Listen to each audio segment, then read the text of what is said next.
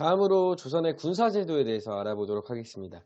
군인이 되기 위해서는 남자들, 성인 남자들만 군대를 가게 됩니다. 16세에서 60세의 성인 남자들만 군대 가는데요. 그 남자들 중에서도 양인인 사람들만 갑니다. 즉 양반, 중인, 평민, 즉 노비는 못 간다라고 할 수 있습니다.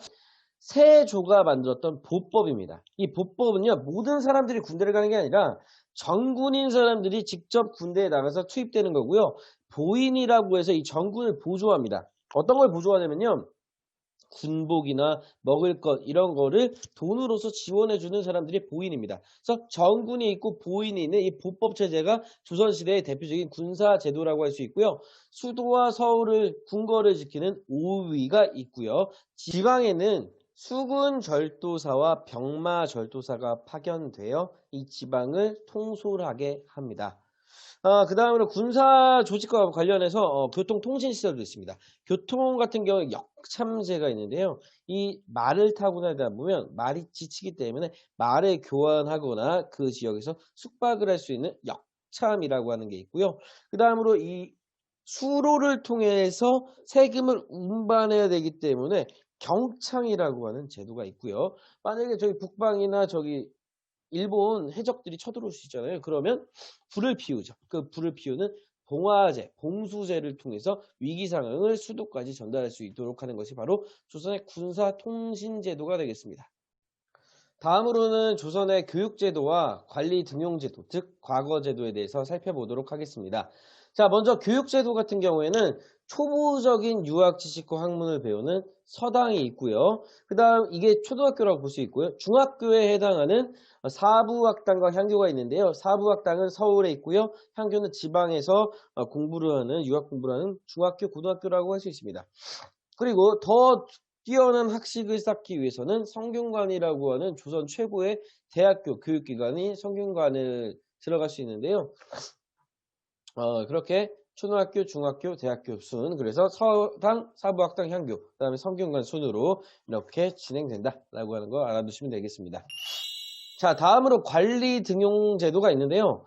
보통 우리가 고려 시대와 비교할 때 새로 생긴 것은 바로 묵과가 생겼고요. 없어진 것은 바로 고려는 불교의 나라였기 때문에 승과가 있었죠. 하지만 조선은 승과가 없습니다. 그래서 문과, 묵과, 잡과로 구성되어 있는 것이 바로 조선의 과거 제도가 되겠는데요.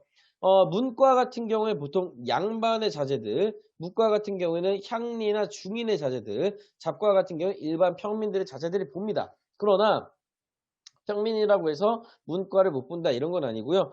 원래 과거의 응시 자격은 모든 양인이면 가능하나 재산적, 경제적 여력이나 학문적 역량에 따라 차이가 있을 수 있다라고 할 수 있습니다.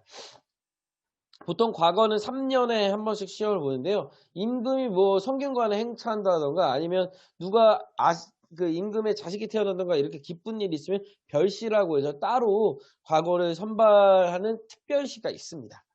그리고 보통 과거는 33명을 선발하는데 속과에서도 그 세부적인 시험, 대과에서도 세부적인 시험을 봐야 되기 때문에 총 6번의 시험을 봐서 33명이 선발되게 됩니다.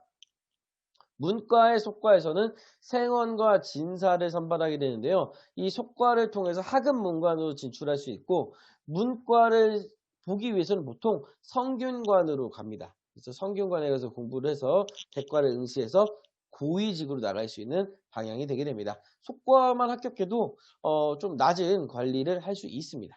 그리고 문과 같은 경우에는 그 무술 장군을 뽑는 그런 시험을 뽑는 것이었고요. 잡과 같은 경우에는 기술관을 뽑는다고 할 수 있죠.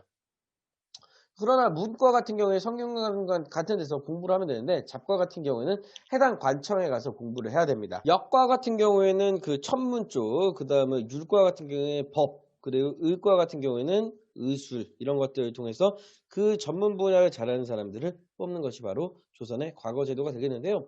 이 조선의 과거제도는 이전의 고려의 과거제도와 마찬가지로 음서가 존재합니다. 하지만 고려의 과거제도에서의 음서는 5품 이상이었다면 조선에서는 2품 이상의 그런 고위관료의 자제만 음서에 해당할 수 있습니다. 그래서 이 점에서 살펴봤을 때 고려에 비해 조선이 능력제 사회로 변하고 있음을 추측할 수가 있습니다.